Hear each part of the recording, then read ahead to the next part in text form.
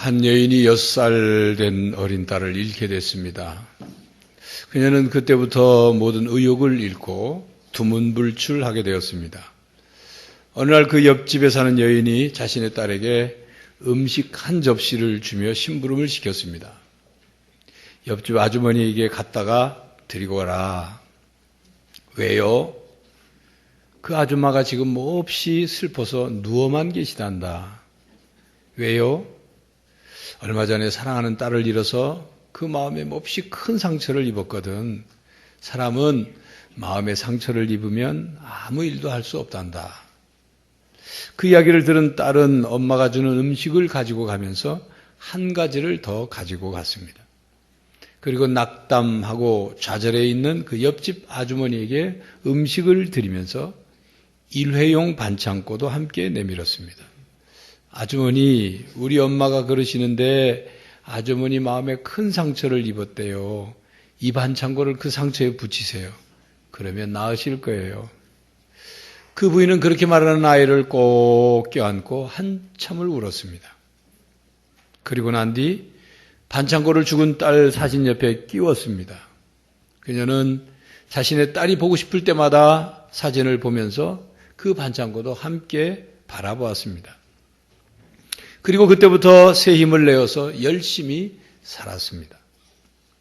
사람은 사랑을 먹고 사는 존재입니다. 사람은 사랑을 하지 않고서도 살 수 있을지 모르지만 사랑받지 않고서는 살 수 없는 존재입니다. 그래서 사랑을 받지 못한 사람이 사랑으로 채워야 될 그 빈자리에 사랑 아닌 다른 것으로 채우려고 발버둥을 치는 거죠. 돈을 끌어모아서 그 빈자리를 채워보려고 하고 술로 도박으로 마약으로 각종 중독 현상이 그 사랑의 결핍 때문에 나타나는 것입니다. 사람은 다른 사람의 사랑을 받아야 할 뿐만 아니라 하나님의 사랑을 깨닫고 받아야 합니다. 자신을 창조하신 하나님의 사랑을 깨닫지 못하거나 하나님의 사랑을 받지 못하거나 하나님의 사랑을 잃어버리게 되면 그 영혼이 곤비해집니다. 이 세상에는 하나님의 사랑을 모른 채 겉으로 보기에는 멀쩡해 보이고 똑똑해 보이고 성공한 인생처럼 보일지 모르지만 그 속은 허무하고 방황하고 있고 불행 속에 살아가는 사람들이 너무도 많습니다. 하나님의 사랑을 받지 못하면 진정한 만족은 없습니다. 오늘 본문 말씀은 메시아 예언에 대한 말씀이죠. 하나님께서 여호와의 사자 즉 메시아를 보내주시겠다는 예언의 말씀입니다.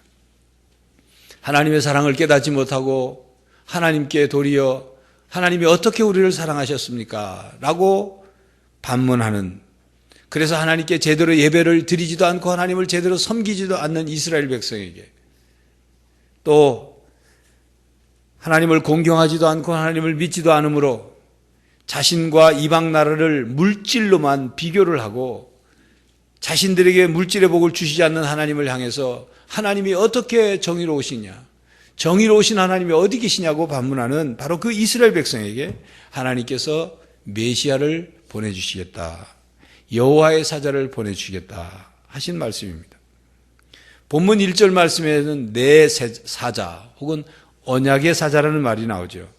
예수 그리스도를 의미하는 말씀입니다. 신약에서는 예수님을 언약의 사자로 부르지는 않았지만 신약의 모든 내용을 보면 예수님께서 우리와 새 언약을 세워 주셨습니다. 예수님은 우리에게 하나님의 사랑을 회복시켜 주셨고 그 하나님의 언약적 사랑을 우리로 하여금 다시 회복하도록 만들어 주셨습니다. 그러면서 오늘 본문 2절 3절 말씀에는 메시아 즉 구세주가 오면 어떤 일, 어떤 사역을 하실지를 말씀하고 있죠. 제가 봉독합니다. 그가 임하시는 날을 누가 능히 당하며 그가 나타나는 때에 누가 능히 서리요. 그는 금을 연단하는 자의 불과 표백하는 자의 잿물과 같을 것이라. 그가 은을 연단하여 깨끗하게 하는 자 같이 앉아서 레위 사람을 깨끗하게 하되 금, 은같이 그들을 연단하리니 그들이 공의로운 제물을 나 여호와께 바칠 것이라 말씀합니다. 이 말씀 속에 연단하는 자의 불이라는 말은 여러분 아시는 것처럼 광산에서 광석을 캐가지고 용광로에 놓고 불을 가열하죠. 아주 높은 온도의 불을 가열하면 광석이 다 녹아가지고 불순물은 제거되고 100% 순수 금속을 얻게 되는 겁니다.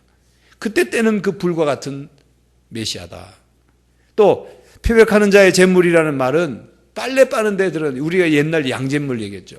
요즘으로 말하면 강력한 세제, 그 빨랫감을 오염시킨 더럽힌 것을 깨끗하게 만드는 세제와 같은 분이 메시아시다. 그 말씀이에요. 언약의 사자 메시아께서 이 땅에 오셔서 죄를 깨끗하게 해서 하나님을 바르게 섬기게 하실 것이라는 말씀입니다. 이 말씀은 천사가 마리아의 약혼자인 요셉에게 꿈에 나타나서 마리아 데려오는 것을 두려워하지 말라고 말씀하면서 마태복음 1장 21절에 말씀하죠. 아들을 낳으리니 이름을 예수라 하라. 이는 그가 자기 백성을 그들의 죄에서 구원할 자이심이라. 이 말씀과 연결되어 있는 거죠. 여러분, 예수님의 이름, 예수라는 이름은 여호와는 구원하신다, 이런 뜻이에요. 구약의 여호수아라는 히브리어로 된 이름이 헬라식으로 발음을 하면 예수가 되는 거예요. 그러니까 예수님이라는 이름 속에 담긴 것처럼 예수님은 모든 인간의 죄를 깨끗이 하고 구원하시기 위해서 이 땅에 오셨습니다. 죄의 문제를 해결해 주시기 위해 오신 거예요. 죄로 말미암아 하나님과 사람과의 관계가 단절된 그 관계를 회복시키기 위해 오셨고, 사람들로 하여금 하나님의 사랑을 다시 깨닫도록, 그래서 하나님을 믿고 하나님의 사랑 안에서 살아갈 수 있도록 해주시기 위해서 이 땅에 오셨습니다. 이스라엘 백성들은 자신들에게 하나님이 물질의 복과 번성을 베풀어 주실 것을 원했지만 하나님은 하나님의 사자 메시아를 보내주시겠다고 말씀합니다. 그래서 그 메시아가 이스라엘 백성들을 깨끗게 하고 정결케 해주실 것이라고 말씀합니다. 죄의 문제를 해결해 주시는 거죠. 그렇습니다. 사람들은 돈이나 물질적인 복이 찾아오면 자신의 삶의 모든 문제가 해결될 거라고 기대합니다. 그러나 성경은 근본적인 해결이 그것 가지고 되는 게 아니라고 말씀하죠. 인간 문제의 모든 해결은 죄의 문제를 해결해야, 죄의 문제를 해결하지 않으면 근본적인 문제가 해결되지 않는다고 말씀합니다. 우리에게 죄의 문제가 해결되지 않으면 죄는 우리에게 하나님의 진노를 가져오게 합니다.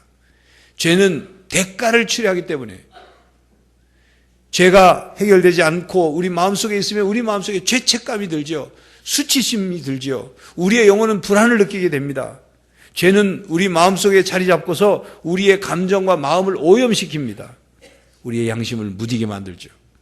우리 안에 해결되지 않은 죄는 우리를 지배합니다. 그래서 죄는 하나님과 우리 사이를 멀어지게 합니다. 사이를 끊어지게 합니다. 뿐만 아니라 사람과 사람 사이의 관계도 깨어지게 하는 것이 죄입니다. 그래서 사탄이 그 죄를 이용해서 우리를 유혹하고 우리를 공격하고 우리를 지배하는 거예요. 여러분, 여기서 죄라는 말이 범죄라는 말로만 잘못 이해하시면 안 됩니다. 많은 사람들은 죄 그러면 범죄만 죄라고 생각해요. 범죄란 법적인 죄를 어기는 거죠. 폭력, 살인, 간음, 도둑질, 사기, 이런 죄. 성경에서 말하는 죄는 훨씬 더 광범위하고 포괄적이고 심층적입니다. 도덕적, 윤리적 죄만이 아니라 영적인 죄까지를 포함하고 있어요. 그러니까 범죄보다도 훨씬 더 많은 것을 죄라고 말합니다. 우리 마음속에 사람을 미워하거나 시기하는 것, 그것도 죄다. 우리 마음으로 간음한 것도 죄다. 우리가 누구에게 욕하는 것, 그것도 죄다. 교만한 것, 죄고, 외식하는 것, 그것도 죄고, 남을 험담하는 것, 중상모략하는 것, 다 죄라고 말씀합니다. 뿐만 아니라 자기 자신을 학대하고 자기 자신의 삶을 저주하고 자기 생명을 자기 마음대로 끊는, 자살하는 것, 죄라고 말씀합니다. 왜 그렇습니까? 우리의 생명이 내 것이 아니고 우리의 생명의 소유주는 하나님이시기 때문에 나를 학대하는 것은 곧 소유주이신 하나님을 학대하는 거예요. 내 생명을 내가 끊는다고 생각하는 것은 곧 하나님의 생명을 내 마음대로 끊는 것과 같기 때문에 죄인 것입니다. 하나님을 믿지 않는 것도 성경은 죄라고 말씀하죠. 왜 그것이 죄입니까? 하나님을 믿지 않는다는 말은 하나님을 인정하지 않는다는 거예요. 하나님께서 나에게 생명을 주시고 또 이 세상을 만드시고 이 세상의 모든 역사를 주관하시는 하나님을 인정하지 않으니까 그건 곧 하나님을 무시하는 거기 때문에 하나님을 믿지 않으니까 하나님의 말씀에 귀를 기울이지도 않고 하나님 말씀을 지키지도 않죠. 결국 하나님의 뜻과 계획과 어긋난 삶을 살게 되니까 그 모든 게 죄라고 말씀합니다. 예수님께서는 모든 인간을 죄에서부터 구원하시기 위해 이 땅에 오셨습니다. 그리고 하나님께서 우리를 사랑하신다고 말씀하십니다. 그 복음에 하나님께서 우리를 사랑하십니다. 하나님이 세상을 이처럼 사랑하사 독생자를 주셨으니 이는 그를 믿는 자마다 멸망치 않고 영생을 얻게 하려 하심이니라. 하나님이 그 아들을 세상에 보내신 것은 세상을 심판하려 하심이 아니요 그로 말미암아 세상이 구원을 받게 하려 하심이니라. 요한복음 3장 16절 17절 말씀. 하나님이 세상을 사랑하십니다. 하나님이 저와 여러분을 사랑하십니다. 하나님이 만드신 모든 피조 세계를 사랑하실 뿐만 아니라 특별히 인간을 더욱 사랑하십니다. 하나님은 당신을 사랑하십니다. 이 말은 복음의 핵심 내용입니다. 이 말 속은 당신은 하나님께 사랑을 받는 사람입니다. 그런 뜻이 담겨져 있습니다. 이 말 속에는 하나님의 사랑을 받기에 충분히 존귀한 존재가 당신입니다. 그 말이에요. 하나님께서는 당신이 어떤 죄를 지었든지 어떤 형편에 있든지 어떤 상태에 있든지 자신에 대해서 어떻게 평가하든지 하나님은 당신을 사랑하십니다. 왜냐하면 당신은 하나님께서 생명을 주시고 이 땅에 태어나게 하신 하나님의 작품이기 때문입니다. 그 뜻이 담겨져 있는 거예요. 하나님께서 하나님의 목적을 담아서 우리에게 생명을 주셨고 이 땅에 태어나게 하셨어요. 그래서 우리는 그 목적을 따라 살아가는 하나님의 아주 존귀한 존재 그 말입니다. 하나님은 당신을 사랑하십니다. 이 말 속에는 하나님께서 외아들 예수 그리스도를 여러분 대신 십자가에 못 박혀 죽게 할 만큼 여러분을 사랑하신다. 그 말이 담겨져 있는 거예요. 그러므로 우리는 우리 자신이 가치 있는 존재라는 사실을 인정해야 합니다. 우리 자신을 향한 하나님의 끊임없는 사랑을 깨닫고 받아들여야 하는 거예요. 하나님의 사랑을 받기 위해 우리는 태어난 사람이라는 것을 깨달아야 합니다. 신앙인은 바로 이 사랑을 깨닫고 받아들인 사람이 신앙이에요. 그리스도인이란 예수님을 믿음으로 바로 이 하나님의 사랑을 받은 사람을 그리스도인이라고 말합니다. 여러분 한번 깊이 생각해 보십시오. 되새겨서 한번 생각해 보세요. 하나님이 이 온 세상을 만드신 하나님 아버지가 나를 사랑하신다 그 말이에요. 여러분을 사랑하신다. 엄청난 사실 아닙니까? 엄청난 은혜요. 이 사실을 생각하면 생각할수록 깨달으면 깨달을수록 감사하지 않을 수가 없는 거죠. 하와이 군도 중 북서쪽 끝에 둘레가 50km쯤 되고 인구가 3만 명에 불과한 카우아이라는 섬이 있습니다. 아주 아름다운 섬이라고 합니다. 이 카우아이의 섬은 환상적인 대자연의 신비를 품고 있는 천국과 같은 섬이지만 1950년대만 해도 이 섬에 살고 있는 사람들은 자기들이 살고 있는 이 섬을 벗어나고 싶은 지옥과 같은 곳이라고 여겼어요. 지독한 가난과 질병에 시달렸고 주민 대다수가 범죄자나 알코올 중독자 혹은 정신질환자였습니다. 학교 교육조차 제대로 이루어지지 않아서 청소년 비행도 심각한 수준이었습니다. 이 섬에 태어난다는 것은 불행한 인생을 살 것이라는 그 예약을 하는 것과도 같다고 여겨졌어요. 이 섬에는 다양한 인종의 사람들이 다양한 계층을 이루면서 살고 있었어요. 1954년 미국 본토에서 또 정신과 의사, 소아과 의사, 사회복지사, 심리학자에 이르기까지 다양한 학문적 관심을 가진 그 학자들이 이 좌절과 절망으로 가득 찬 이 섬에 도착을 했어요. 왜 도착했냐면 연구를 하기 위해서. 카우아이 섬 종단 연구가 시작된 겁니다. 종단 연구란 오랜 세월 동안 같은 연구 대상을 지속적으로 계속 추적 조사해서 연구하는 것을 종단 연구라고 합니다. 이 연구자들은 1955년 카우아이 섬에서 태어나는 833명의 아이들을 장기간 30년 이상 종단 연구를 시작한 거예요. 이들의 삶에 이 열악한 최악에 있던 삶의 상황에서 그것이 이들에게 어떤 영향을 미치는가, 그 연구를 했어요. 그런데 이 섬의 특징은 인구 유동이 적은, 섬 바깥으로 나갈 일이 없고, 그래서 이 833명 중에 698명이라는 거의 90%에 가까운 사람이 계속 32년 동안 관찰할 수, 연구 조사 대상으로 조사할 수 있었던 거죠. 그런데 30년 후에 그들이 30세 이상이 돼서 연구한 것을 정리해 보니까 상식적인 내용에서 크게 벗어나지 않았어요. 열악한 환경이 좋지 않은 삶의 결과, 인생의 나쁜 결과를 가져오더라. 부모가 어떤 문제가 있으면 자식에게 악한 영향을 끼치더라. 일반 상식적인 연구 결과가 나왔어요. 그런데 에미 워너라는 이 심리학자는 거기서 만족할 수가 없어요.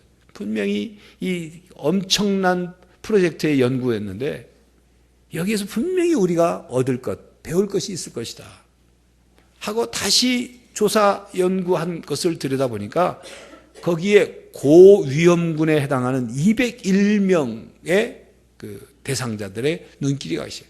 고위험군이란 다른 사람들도 환경이 어렵지만 특히 더 열악한, 아주 최고로 열악한 환경 속에서 자라난 그런 아이들을 말합니다.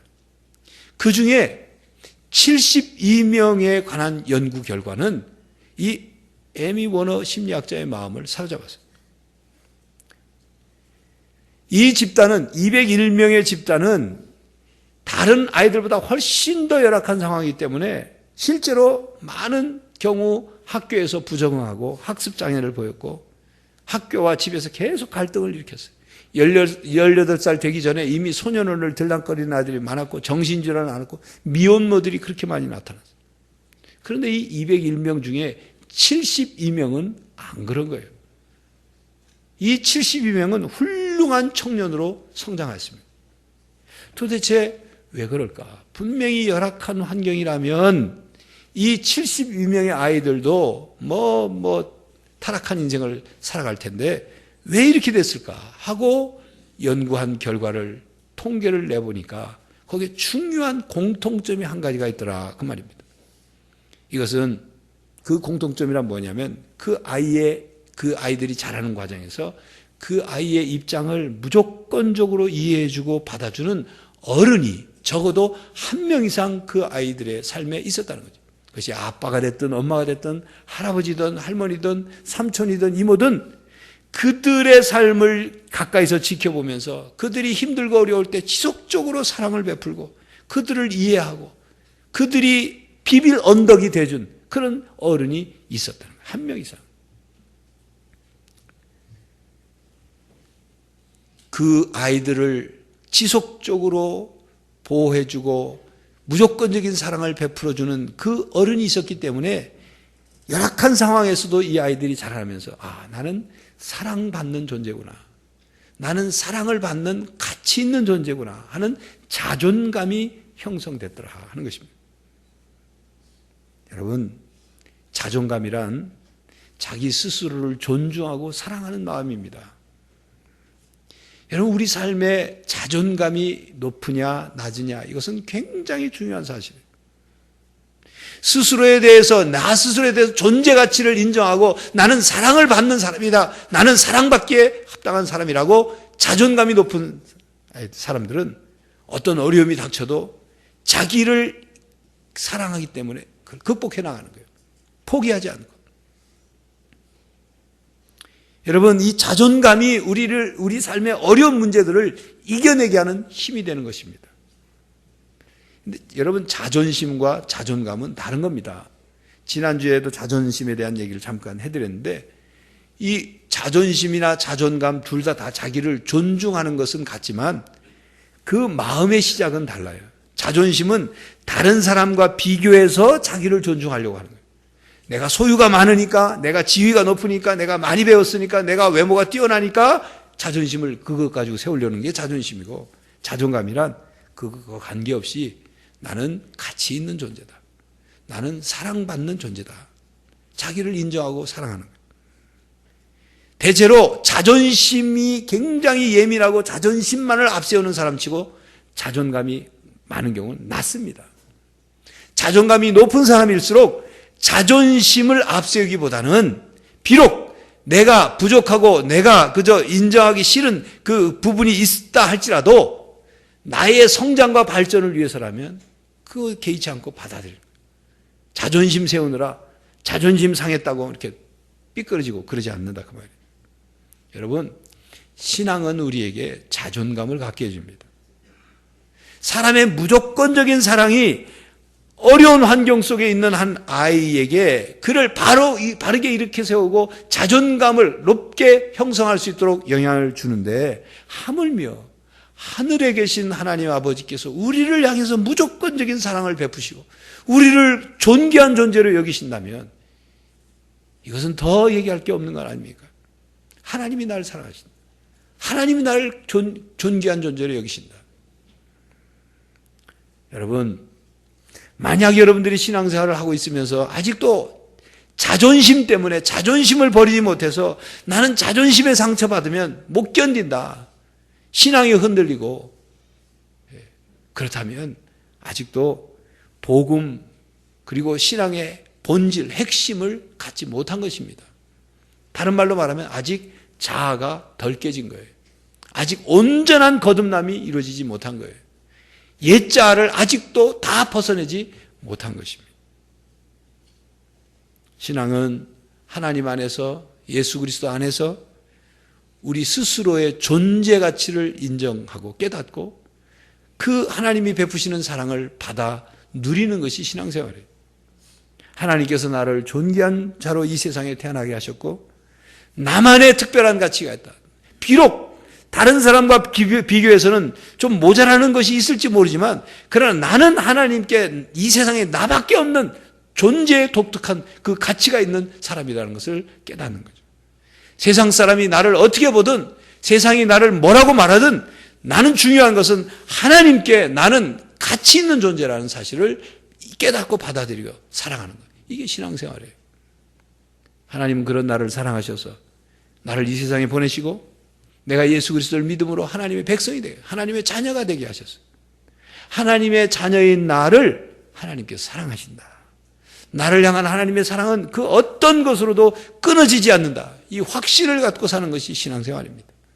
이 확신이 흔들리지 않아야 돼요. 이 확신이, 이 신앙이 흔들리면 신앙이 나중에는 변질이 돼요. 신앙이 성장하지 않습니다. 흔들립니다. 자신을 사랑하지 않는 하나님과 어떻게 관계를 맺고 그 하나님을 믿을 수 있겠어요? 하나님이 나를 사랑하시지 않는다. 하나님이 나를 존귀한 존재로 여기시지 않는다고 생각한다면 그런 하나님께 어떻게 자비와 긍휼과 은혜를 받을 수가 있겠습니까? 이스라엘 백성들이 언제나 가슴속에 새기고 기억해야 할 것이 있었습니다. 그것은 하나님께서 그들을 사랑한다는 사실이었어요. 이스라엘 백성들은 언제나 기억하고 인정해야 될 것이 있었습니다. 그것은 하나님이 그들을 사랑하시고 그들을 하나님의 백성으로 선택하셨다는 사실, 그들과 하나님이 함께 하신다는 사실을 인정하고 기억했어요. 그러나 그들은 잊어버렸어요. 하나님의 사랑을 잃어버렸어요. 하나님이 자신들을 사랑한다는 사실을 잊었어요. 그 결과 그들의 삶은 무너졌고 영적인 고갈이 오게 됐습니다. 하나님과의 관계도 문제가 생겼고 그들에겐 희망 없는 삶이 이루어지게 된 거예요. 교회 여러분, 우리도 마찬가지입니다. 우리는 예수님을 믿음으로 혈통적인 이스라엘 백성이 아니라 영적인 이스라엘 백성이 되었어요. 하나님이 우리를 하나님의 백성으로 삼고 하나님의 자녀로 삼아주셨습니다. 우리는 예수 그리스도를 구주로 믿음으로 자녀가 되었어요. 이 하나님의 자녀가 되었다는 말은 다른 말로 설명하면 우리가 하나님 안에서 가치 있는 존재가 되고 하나님의 사랑을 받는 존재가 되었다, 그 말이에요. 우리가 예수 그리스도를 닮아간다는 말은 예수님처럼 자신의 존재의 가치를 깨닫고 인정할 뿐만 아니라 하나님의 사랑을 풍성하게 받아 누리면서 살아가는 거다, 그렇게 설명할 수가 있어요. 이렇게 우리의 가치를 인정하고 사랑하지 않으면 우리의 삶은 행복은 절대로 이루어질 수 없습니다. 교회 여러분, 여러분이 하나님께 존귀한 존재고 사랑받는 존재라는 사실을 언제나 잊지 않기를 간절히 바랍니다. 여러분, 신앙이 좋다는 말을 다른 말로 표현하면 자존감이 높다는 말로 표현할 수 있습니다.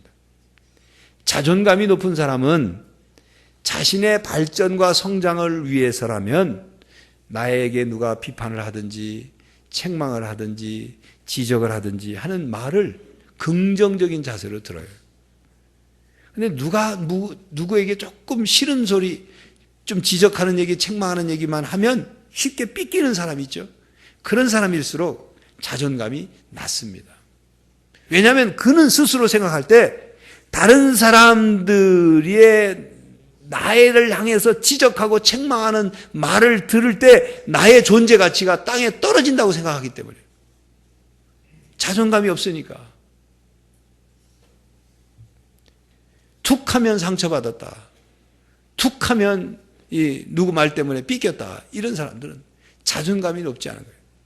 다른 말로 하면 신앙이 견고하지 못하다, 그 말이에요. 여러분, 하버드대 교육대학원 교수이자 정신건강 상담사인 조세핀 킴이라는 교수가 있어요. 우리 한국 교포예요. 그분이 오랜 연구 또 상담 그리고 많은 강연을 통해서 어린 아이들의 내면을 건강하게 키우는 법, 그것이 곧 자아 존중감 혹은 자존감을 높게 형성하게 하는 방법이 무엇이냐, 그걸 관심을 갖고 연구를 하고 발표를 했어요. 책도 나왔습니다. 우리나라 EBS 방송에서도 연재해서 강연을 하고 KBS에서 출연해서 방송을 해서 많은 호응을 받았어요. 그의 책과 그의 강연 내용에 의하면 하버드 대학 하면 아주 굉장히 공부 잘하는 학생들 다니는 학교 아닙니까? 유명한 대학 아닙니까? 근데 하버드 대학에 다니는 그 학생들 보면 거의 다가 아주 행복한 학교 생활을 하더라고요.